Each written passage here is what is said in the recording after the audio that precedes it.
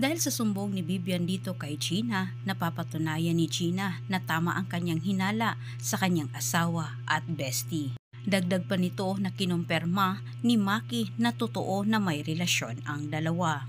Sa kabila ng paglaglag ni Maki dito kay Gerald ay nagawa pa rin niya itong pagtakpan ang kaibigan. Anya nito si Bestie umano ang lapit ng lapit kay Gerald. Sa puntong ito ay gusto nang harapin ni Gina ang asawa niya at itong si Bestie, kaya't ginamit niya itong si Maki para matunton ang kinaroroonan ng dalawa. Samantalang hindi naman nagkaunawaan itong si Gerald at Bestie dahil sa desisyon ni Gerald na tuluyan na niyang iwasan itong si Bestie at pinipilit naman ni Bestie na siya umano ang pipiliin hanggat maya-maya lang silang dalawa ay nasurpresa nang nakasunod sa kanila itong si Gina. Sa mga oras na iyon ay takot na takot itong si Bestie.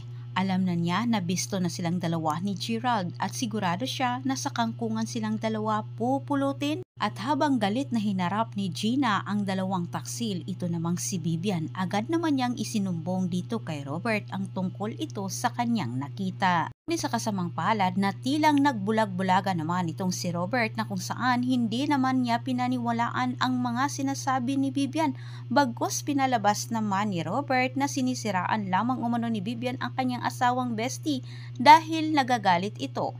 Dagdag sinabi ni Vivian, nasa kay Robert na umano kung maniwala siya o hindi, pero kinakailangan meron umano siyang gawin para alamin ang totoo.